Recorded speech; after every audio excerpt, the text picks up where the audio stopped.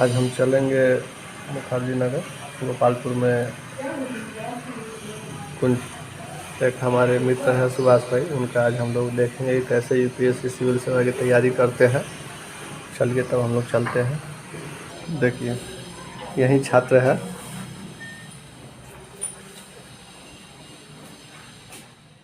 ऐसे ही कोई कलेक्टर नहीं बनता है। देखिए इनका पूरे इधर भारत का मैप लगा हुआ है, इंडिया का। और ये जो है भौगोलिक मैप है, और ये राजनीतिक मैप है, और ये बिहार का मैप लगाए हुए हैं। देखिए लवसना अपना जो सिलेबस टांगे हुए है यहाँ पे, और कुछ उनका पॉलिटिक्स से संबंधित कुछ टिप्स हैं। और यहाँ पे देख सकते हैं world map, geographical and political. तो चलिए हम सुभाष जी से हम उनसे कुछ सवालात करते हैं। अभी ऑनलाइन क्लास कर रहे हैं मुखर्जी नगर में छात्र रूम में।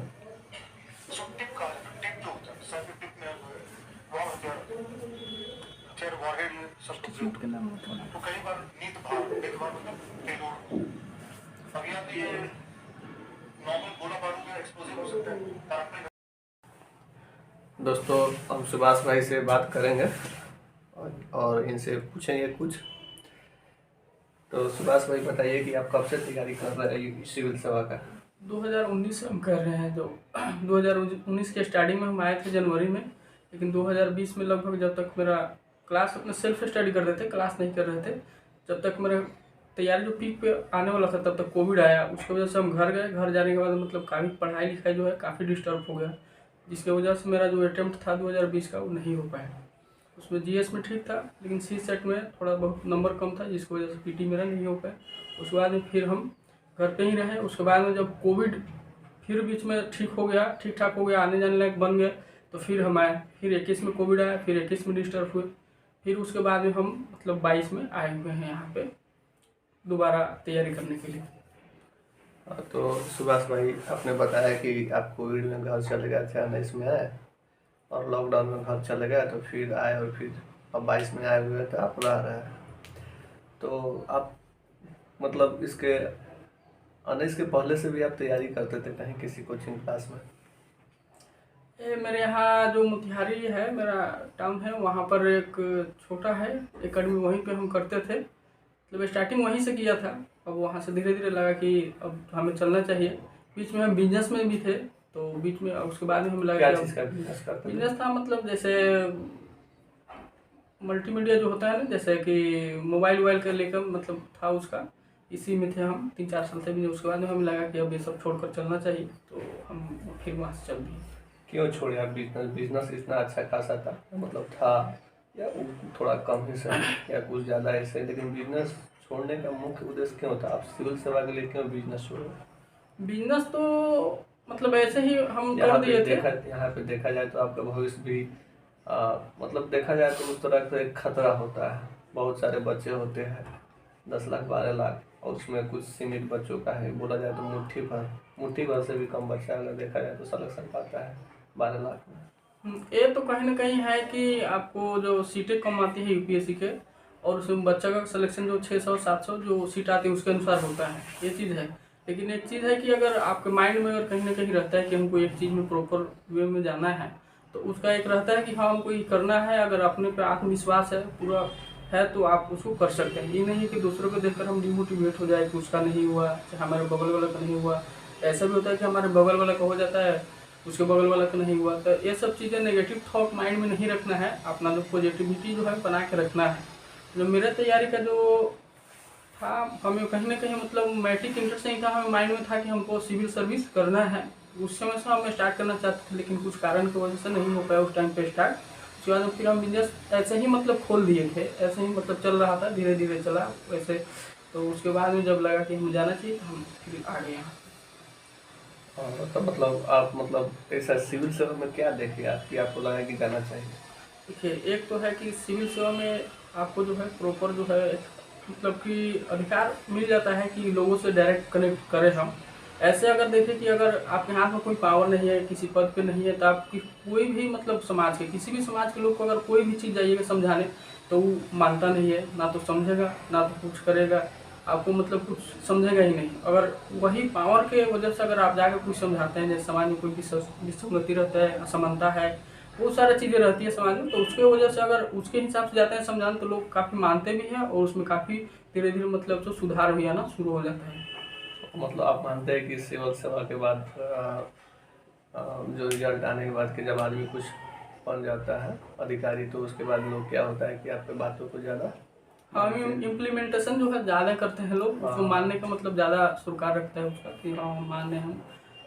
तो मेरा अगला प्रश्न होगा सुभाष जी आपसे, जैसे कि कोई बच्चा जैसे कि बिहार से आ रहा है, यूपी से आ रहा है, मध्य प्रदेश से आ रहा है, झारखंड से आ रहा है, या भारत के अन्य स्टेट से आ रहे हैं, और यहाँ पे आजकल क्या हो रहा है कि लॉकडाउन में आप खुद बोले कि 1.5 साल से आप खुद परेशान थे, घर चले गए, फिर आए, फिर लॉकडाउन अभी लगा हुआ है अभी जो, तो कहने का सेंस है कि अब क्या बच्चा अभी ऑनलाइन क्लासेस चल रहा है, तो आप बच्चा को क्या संदेश देना चाहते हैं, ऑनलाइन क्लास करे कि यहाँ लॉकडाउन बाद ऑफलाइन आकर के क्लास ज्वाइन कर ले? देखिए, क्लास का जहाँ तक बात है तो ये ऐसा नहीं है कि क्लास जो नहीं करेगा उसका सिलेक्शन नहीं हो पा रहा है। हर साल 100-150 बच्चे जो है बिना मतलब क्लास के सिलेक्शन ले रहे हैं। आज अभी के टाइम में अगर बताया जाए तो यहाँ आने का मतलब संभावना कम रखिए, ताकि कोविड में यहाँ पे आने के बाद बहुत दिक्कत हो रहा है, रूम खाली कीजिए, सामान इधर उधर एडजस्ट करना, बहुत सारे दिक्कत हो रही है। फिर बच्चे अभी जो वीकेंड लॉकडाउन लगा हुआ है, सैटरडे संडे जो लगा हुआ है, उसकी वजह से भी बच्चे देख रहे हैं बहुत सारे खाली करके रूम जा रहे हैं। लेकिन अगर आपको मटेरियल मिल जा रहा है वहीं पे अपने, अगर होम टाउन है वहाँ बिहार हो, राजस्थान, जो भी आपका स्टेट है, तो उसमें अगर मिल जा रहा है मटेरियल तो वहाँ पे अगर देख लीजिए कि अगर सेल्फ स्टडी से आप कर सकते हैं, सब समझ में आ रहा है तो क्लास की कोई ज़रूरत नहीं है।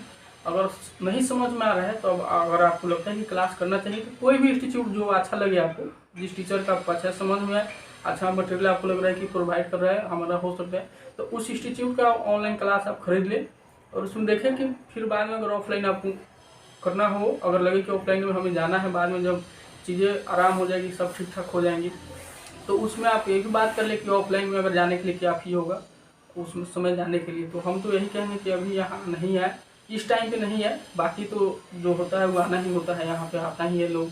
बहुत लोग घर से ही कर रहा है, इस साल के रिजल्ट में बहुत सारे लोग हैं जो सेल्फ घर पे ही रह के किया हुआ है, इसके पिछले साल का रिजल्ट भी है। तो आप वहीं घर से भी अभी इस टाइम पे घर से ही करें तो ज़्यादा बेहतर है, आप सेफ भी रहेंगे और सुरक्षित भी रहेंगे आप। और कोविड का कोई ज़्यादा टेंशन नहीं रहेगा, यहाँ पर आने का बहुत सारा टेंशन है कि बाहर नहीं जाइए, आपको काफ़ी मतलब सारे चीज़ें नियम का पालन करना हो रहा है यहाँ पे, तो काफ़ी यहाँ पर डिफिकल्ट हो रहा है अभी के डेट में।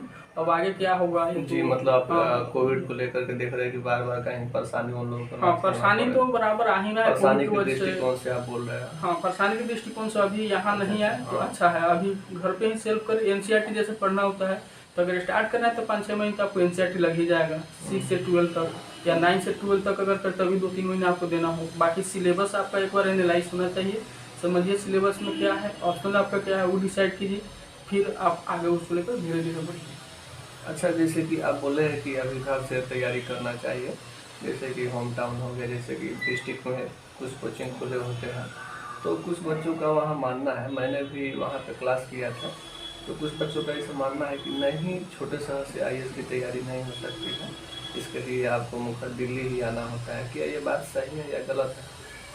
नहीं, ये बात जो कहते हैं ना कि होम टाउन से नहीं हो सकता है, चाहे आपका जो होम टाउन जैसे राजधानी में भी होता है, जैसे पटना हो गया बिहार का, मध्य प्रदेश भोपाल हो, तो बहुत सारे लड़के किए हुए हैं कि ऐसा नहीं है कि हाँ बड़े टाउन से ही होगा। पहले था कि आपको सोर्स नहीं पहुंच पा रहे थे, अब तो है कि दिल्ली से ही आप मटेरियल मंगा लीजिए, कुरियर के द्वारा किसी एक दो दुकान वाले का नंबर रखिए, वो आपको कुरियर कर देंगे, उसका जो लागत होता है वो लेंगे, आपको कुरियर मिल जाएगा। अब तो इंस्टीट्यूट का मटेरियल भी मिल रहा है, जैसे हम कुछ इंस्टीट्यूट का मटेरियल उठा के लाए हैं, हम सेल्फ स्टडी कर रहे हैं तो लाए हैं, कुछ वीडियो यूट्यूब पे मिल जाते हैं, उनसे आप देख लीजिए, उसके बाद में बाकी तो आपका चल गया ही, जैसे आप करेगा एक रास्ता जो आपका बन जाएगा कि हाँ कैसे हमको लेकर जाना है, क्या है उसका समझ, प्रीवियस ईयर क्वेश्चन देखिए, मेंस पीटी और आपका जो ऑप्शनल है उसके हिसाब से आप देख सकते हैं कि हाँ कैसे लेकर जाना, फिर आपको तो अपने आप से चीज़ें समझ में आने लगेगी। सुभाष जी, हम फिर आपसे अगला मेरा सवाल होगा कि आपने कभी कोई बीपीएससी, यूपीएससी, अन्य स्टेट पीसीएस का एग्जामिनेशन दिया है? हाँ, बीपीएससी दिया था 2020 में, 66वीं का दिया था हमने, तो 66वीं में मतलब नहीं हो पाया। यूपीएससी 2 वो दे दिया, उसमें नहीं होगा। कोविड की वजह से काफ़ी डिस्टर्ब है, इसकी वजह से मेरा रह गया कुछ, हमारे अंदर भी गलती थी उसका, उसकी वजह से भी नहीं हो पाया मेरा। तो अब गलतियाँ काफ़ी सुधार की है, फिर हमने तैयारी किया है, जहाँ तक था वहाँ देखा, फिर मतलब पुनः स्टार्ट किया है हमने। तो देखिए आगे अब क्या होता है। कोशिश तो है कि हो जाए 23, 24, 25 जो भी हो, मतलब कि हो जाना चाहिए, सिलेक्शन हो जाए, यही तो माइंड में चल रहा है कि।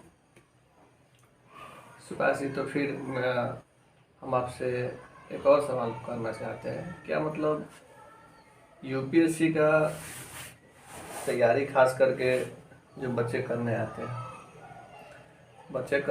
या कर रहे हैं, क्या उनको ऐसा नहीं लगना चाहिए कि मतलब इसके अलावा भी कोई अन्य तैयारी किया जाए? क्योंकि आप तो यूपीएससी करते हैं, यूपीएससी की तैयारी करते हैं, तो आपको तो ठीक है, लगता है कि नहीं मेरे लिए सबसे ज़्यादा बेस्ट यही है, और बहुत सारे बच्चे क्या हो रहे हैं कि आ रहे हैं, तो आपको नहीं लगता है कि एक अलग से भी कुछ स्टार्टअप करना चाहिए यूपीएससी के अलावा? छात्रों को ज़बरदस्ती ऐसे नहीं करनी चाहिए कुछ? देखिए, अब रह गया सबका एक अपना अपना होता है। किसी का जो इकोनॉमिकली बैकग्राउंड अच्छा है तो उसको लिए कोई नहीं सोचता है कि नहीं भी होगा तो रह जाएंगे, उतना है उसके पास, मतलब पैसा है, जब फादर का जो है संपत्ति उतना बना रहता है।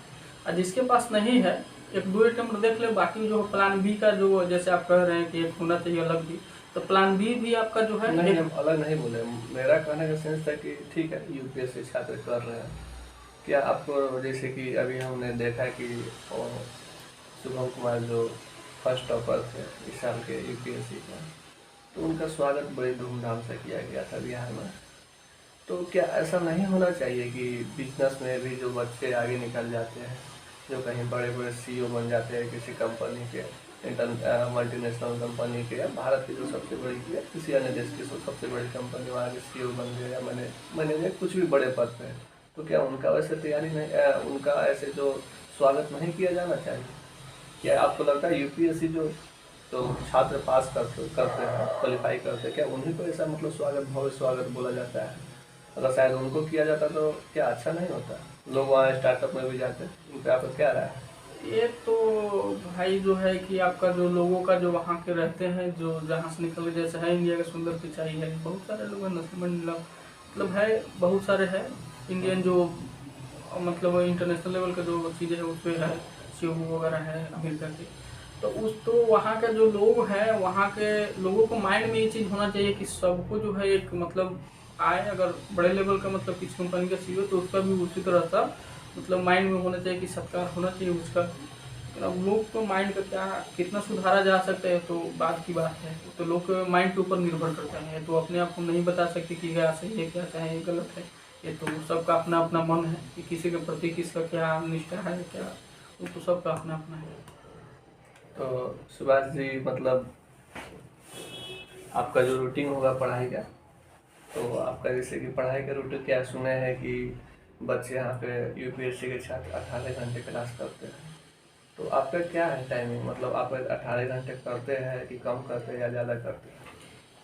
कि 18 घंटा तो ऐसे हम नहीं मानते हैं, चाहे जो भी टॉपर है आप देख लीजिए, 2-3 साल 5 साल के इधर से 18 घंटा कोई नहीं पढ़ता है। हाँ बता, टॉपर का जो हमने वीडियो देखा है मतलब 8 घंटा 10 घंटा जो है ये चलता ही है शुरू से आपका।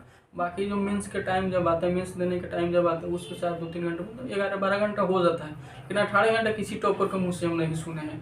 अब तो मेरा सिलेक्शन हुआ भी नहीं है कि हम प्रॉपर बता दें कि हाँ इतना ही घंटा आपको पढ़ना है, लेकिन जितने हम टॉपर का वीडियो देखे हैं, चाहे कनिष्क कटारिया हो, तो उसके बाद सृष्टिजन देशमुख हो, या शुभम कुमार हो, सत्यम गांधी रैंक 10 है, चाहे अपाला मिश्रा रैंक 9 है इस साल का, तो उन लोगों ने बताया कि ऐसा कुछ नहीं कि 18 घंटा पढ़ना, 18 घंटा कोई नहीं पढ़ता है, और 1-2 दिन आप पढ़ भी लीजिएगा तो फिर तीसरे दिन आप नहीं पढ़ पाइए।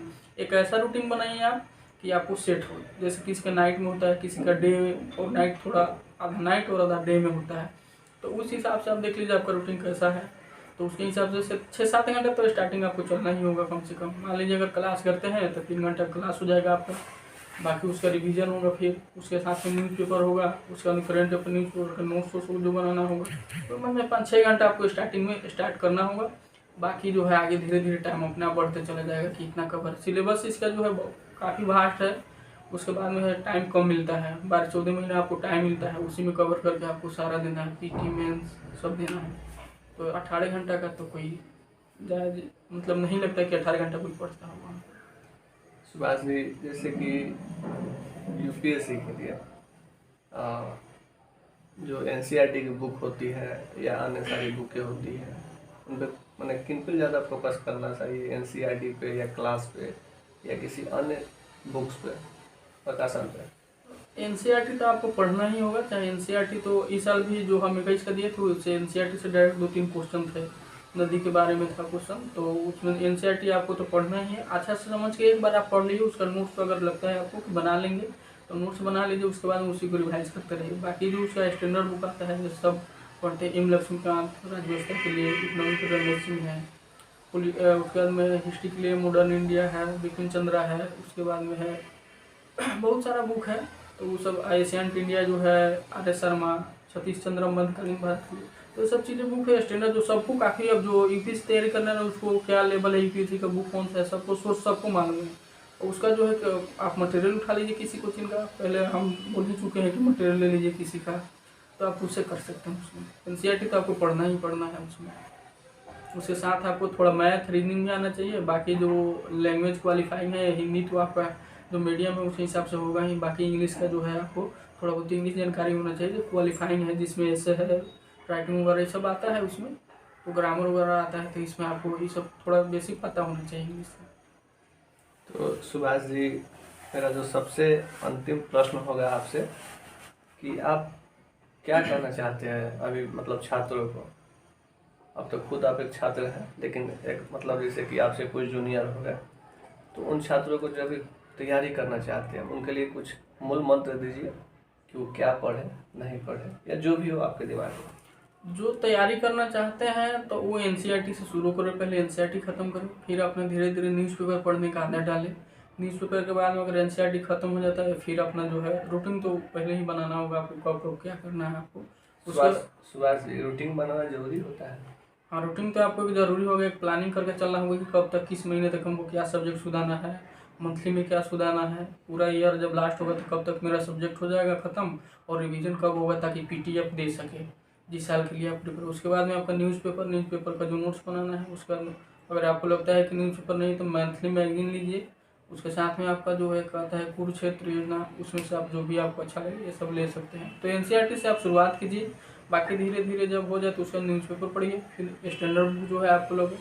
उसके बाद में जो अगर क्लास वाला बात हम बता ही दिए कि जिसको अगर लगता है कि क्लास लेना है तो ले ले, देरी ना करे, और जिसको नहीं लगता है कि हम सेल्फ कर लेंगे तो सेल्फ से ही करें, उसमें कोई दिक्कत नहीं है। तो बाकी सबकी आगे अपनी अपनी मर्जी है, जिसको जैसा अच्छा लगे वैसे कर सकते। बाकी बहुत सारे टॉपर्स के वीडियो पड़े हुए हैं यूट्यूब पर जो क्वालिफाई कर चुका है हम लोग से अच्छा, मतलब बताए हुए हैं कि कैसे कैसे आपको क्या करना है, तो उसको आप देखिए, उससे समझिए, फिर आप आगे में बढ़ पाएँ। सुभाष जी, आपने देवानंद ब्लॉग्स में अपना इंटरव्यू दिया, इसके लिए हम आपका बहुत बहुत धन्यवाद देना चाहते हैं, और हमारे ओर से आपका बहुत बहुत अभिवादन है। और मैं आपसे फिर से कहना चाहूँगा कि आप हमारे दर्शकों के लिए 2 शब्द बोल दें कि हमारे चैनल को लाइक एंड सब्सक्राइब करें, ताकि हमें भी कहीं ना कहीं प्रोत्साहन मिले, मोटिवेशन मिले, अभी प्रेरणा मिले कि हम भी आगे ऐसा वीडियो बनाएं। चलिए बोल दीजिए। आप जो भी हमारा दर्शक देख रहे हैं, चाहे जो भी हमारे भाई तैयारी करने वाले हैं, कृपया इस चैनल को सब्सक्राइब करें और लाइक कर दें, ताकि इससे रिलेटेड आगे आपका जो वीडियो है और अच्छे मतलब और जगह से जाकर मिलकर बन सके, हर मतलब क्षेत्र शिक्षा के क्षेत्र में जाके अच्छा वीडियो बन सके, ताकि आपको अच्छा से अच्छा मतलब चीज़ें प्रोवाइड हो इस ब्लॉग से। चलिए, आपको देखने बहुत बहुत धन्यवाद, आपको हमें इस प्लेटफॉर्म पे बुलाया मतलब दिया, आपके लिए उसके लिए आपको बहुत धन्यवाद। Thank you.